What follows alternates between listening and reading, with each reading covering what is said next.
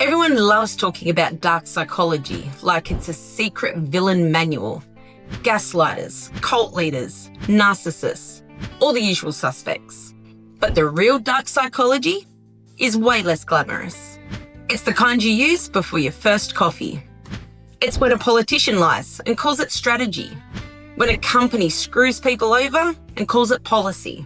When you look the other way and call it not my problem. This isn't the psychology of monsters. It's the psychology of decent people doing questionable things and still feeling like the hero of the story. Psychologist Albert Bandura had a name for this trick: moral disengagement. It's the mental loophole that lets us rename cruelty, reframe harm, and walk away feeling righteous. We're not broken, not evil, just cleverly self-deceptive. Because guilt is uncomfortable, and comfort sells. Bandura, the Bobo doll experiment guy, called it a failure of moral self-regulation. A system so subtle that once you see it, you start spotting it everywhere. Politics, business, relationships, your own dinner table. And once you've seen it, you can't unsee it. Morality is not divine. It's basically a mental smoke alarm. You screw up, it screeches. Guilt, shame, regret. Your inner don't be a dick alarm. That sting after you say something cruel, that 2 a.m. replay loop of why the hell did I say that? That's morality doing its job. But under pressure, authority, fear, the need to belong, the alarm starts to malfunction. You don't destroy it, you just learn when it's convenient to switch it off. Sometimes it's the boss saying it's required. Sometimes it's culture, whispering, everyone does it. And sometimes it's survival, because guilt is heavier than denial. So the brain gets creative. It rewrites the script. The harm becomes helpful. The victim becomes responsible. And suddenly, the bad thing doesn't feel that bad. That's moral disengagement, the brain's built-in PR department. It spins, reframes, and justifies until you feel decent again. Not evil, just compartmentalized. And once that trick works once, it becomes the go-to move. Moral disengagement doesn't kill morality, it quietly sedates it.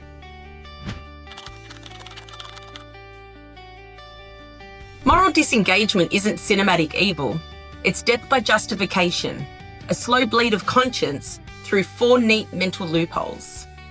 1. Reframing the act. We rename harm until it sounds noble. We don't fire people, we optimize headcount. We don't invade, we liberate. We don't lie, we manage the narrative. 2. Shifting the blame. Responsibility is a hot potato. I was just following orders. The committee approved it. When everyone owns a sliver of guilt, nobody owns the whole pie. 3. Minimizing the damage. Was it even that bad? We downplay, deflect, distract. No one really got hurt. It could have been worse. 4. Recasting the victim. Do they even count? They brought it on themselves. They knew what they were signing up for. Once empathy leaves, anything becomes permissible. 4 moves, same outcome. We rewrite, outsource, minimize, and blame, and still walk away feeling like the good guys.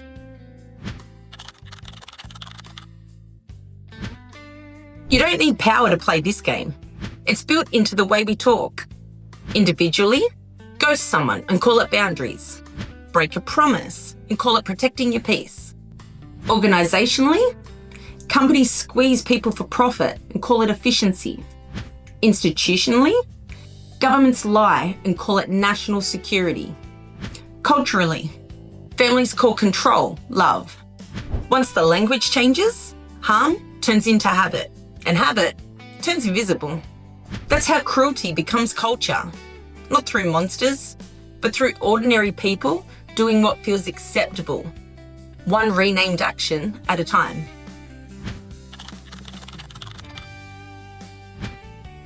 Moral disengagement doesn't delete morality, it hijacks it. You still think you're a good person.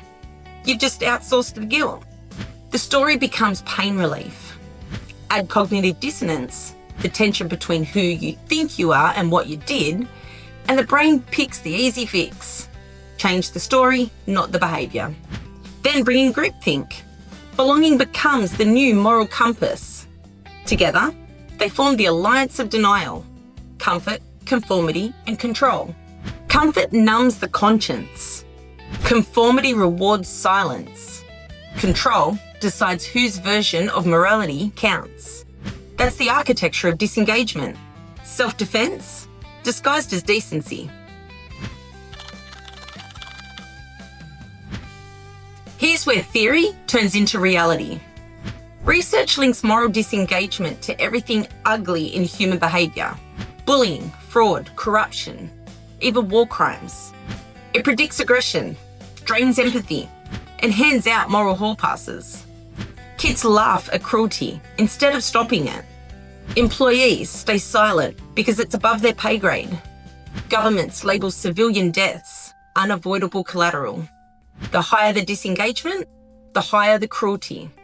Once enough people adapt, you don't need villains anymore. The system runs on autopilot. Moral disengagement doesn't commit harm. It normalises it.